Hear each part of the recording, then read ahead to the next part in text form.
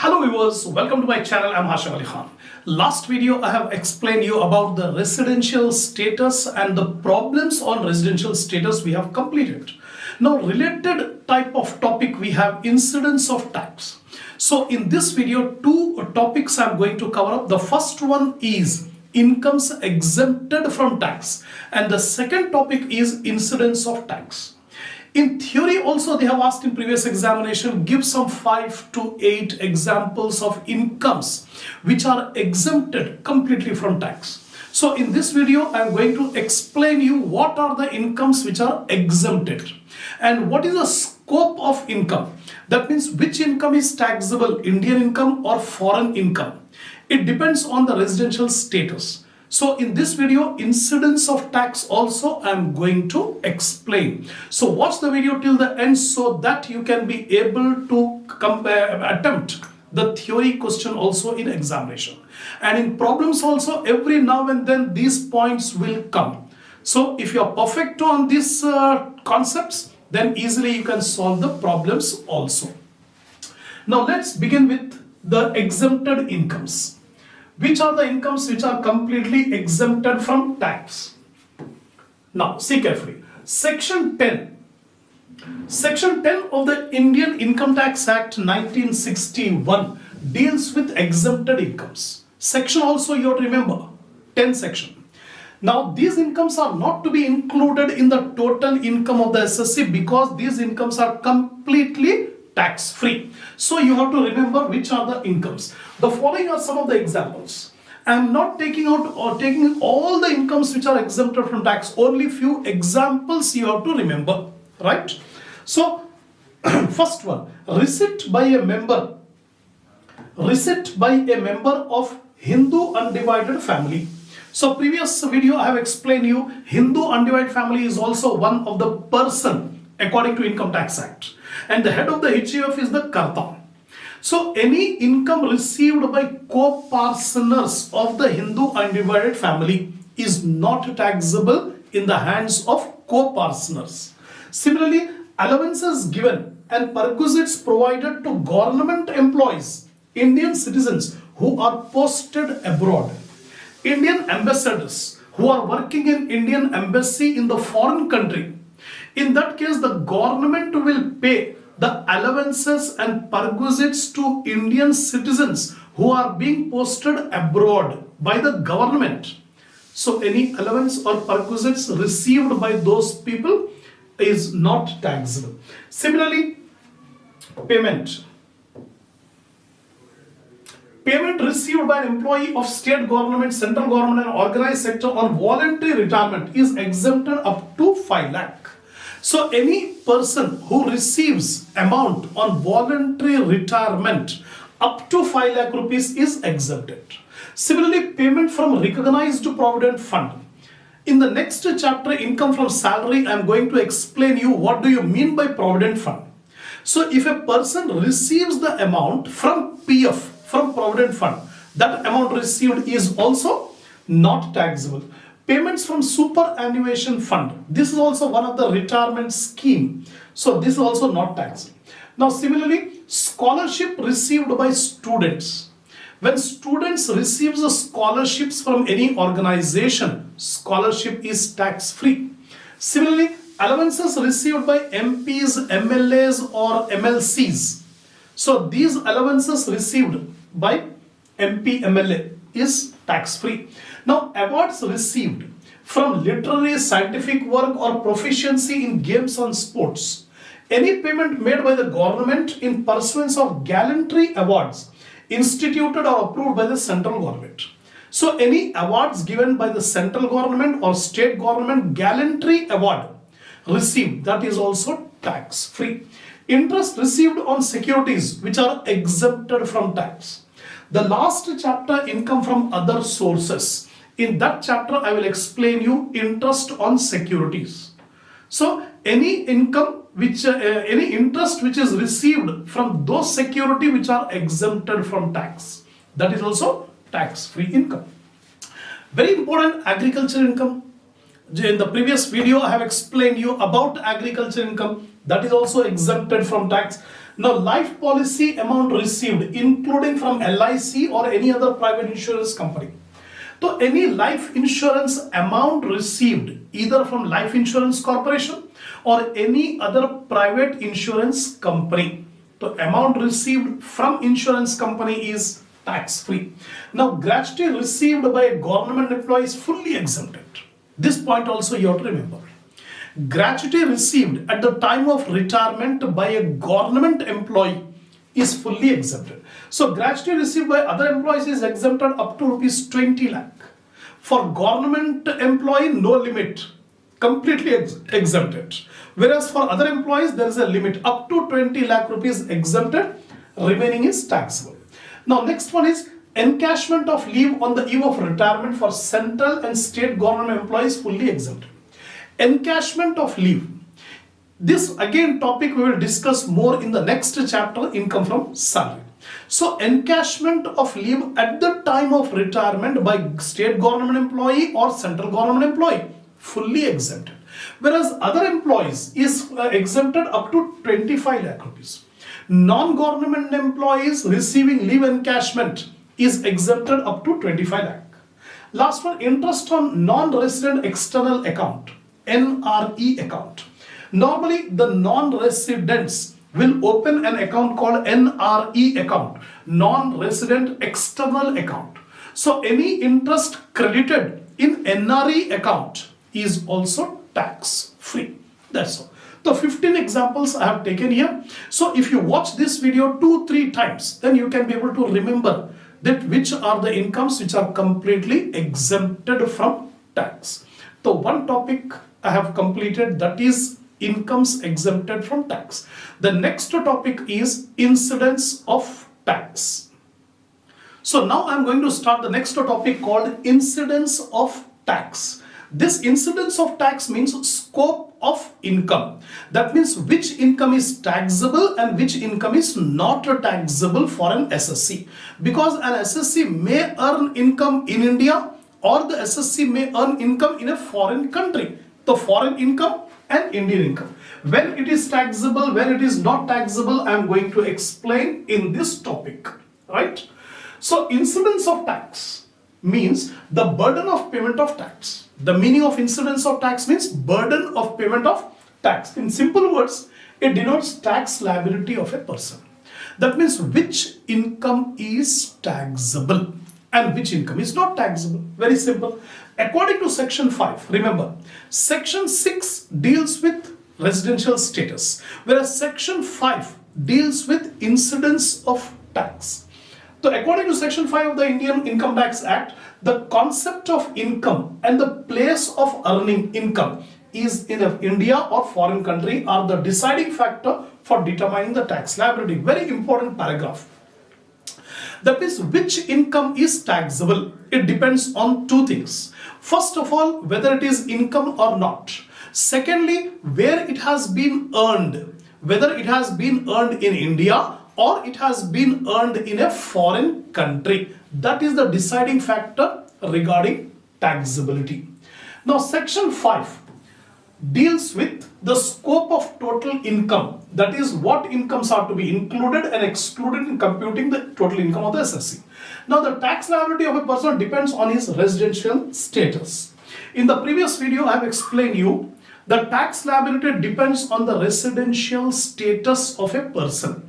A person may be ordinarily resident or not ordinarily resident or non-resident. On that basis, it depends which income is taxable and which income is not taxable.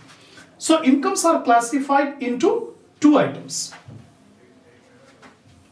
Incomes are classified into two categories. That is Indian income and foreign income. So, we can easily classify. First of all, we will study about Indian income. Which income is called Indian income? Income earned. Remember the wordings here. This is the Indian income.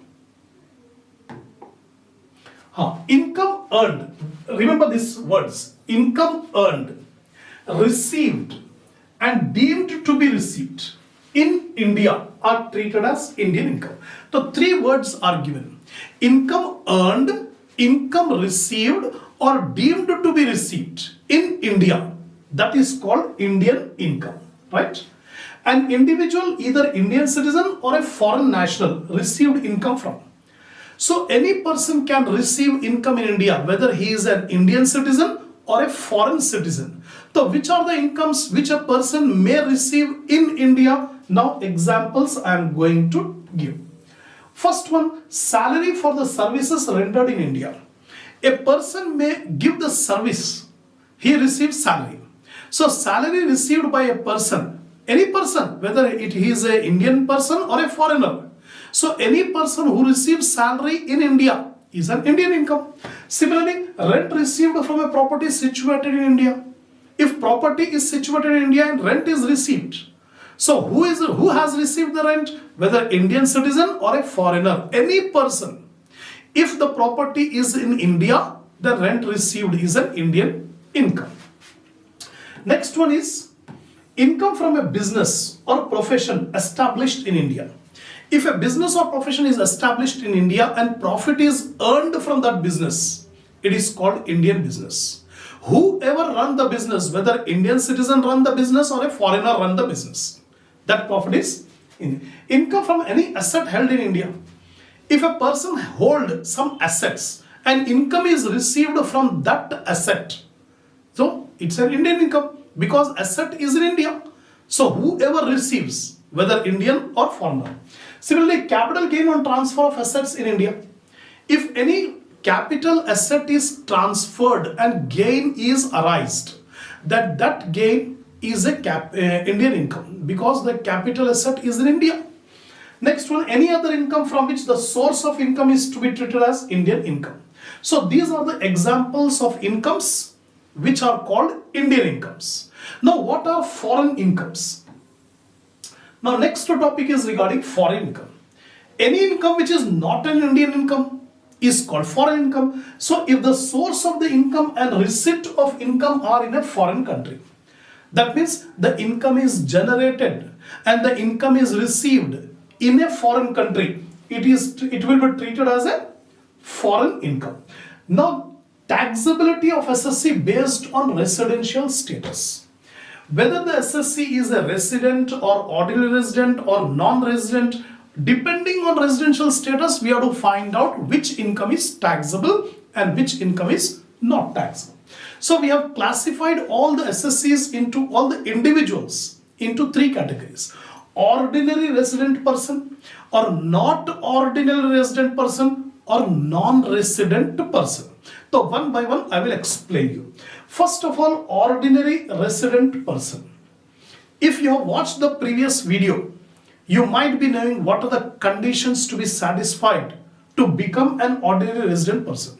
Two sets of conditions are given, basic condition and additional condition. Two basic conditions are there.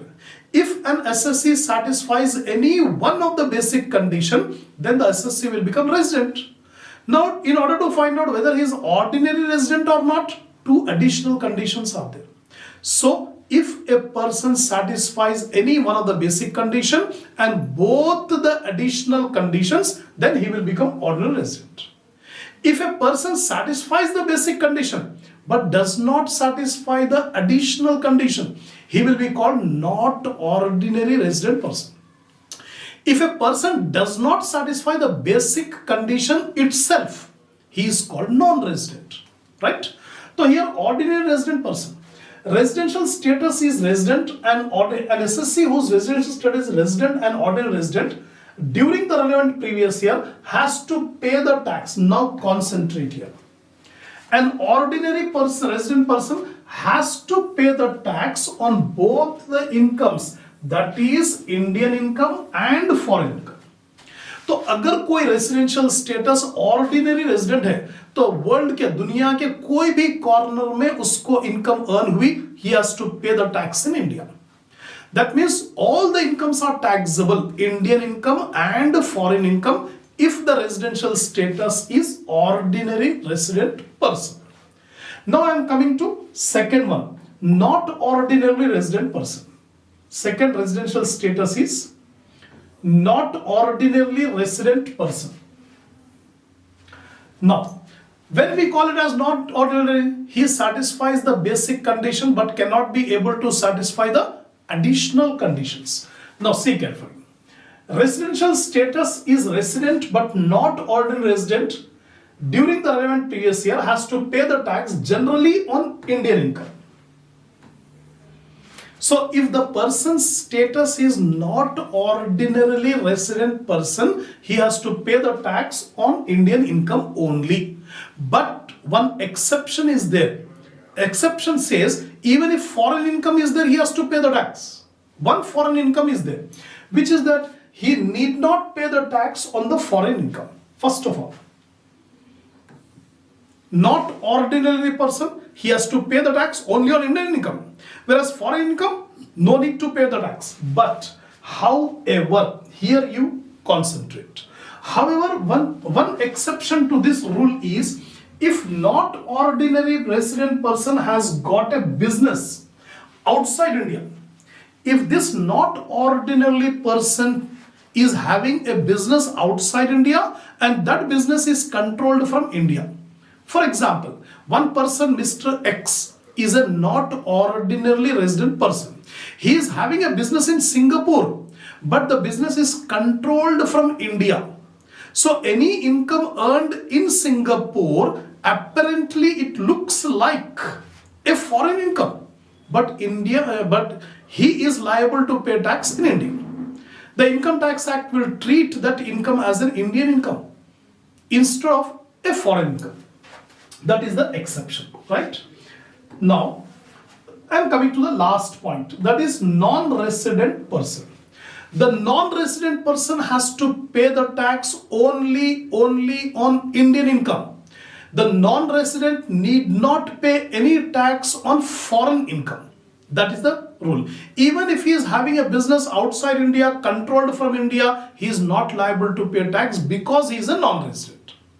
So only Indian income is taxable, foreign income is completely exempted for non-resident person. So in this video, I have explained you two topics.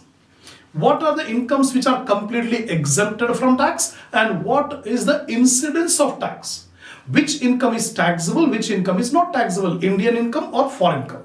It depends on the residential status. So these are the points you have to remember, right? Apart from theory, these points may come while doing the problem also. So you should be in a position to understand, to remember these points. So if you are satisfied, give a like to the video, share my channel and subscribe if you have not yet subscribed. Inshallah, we'll do the next topic in the next video.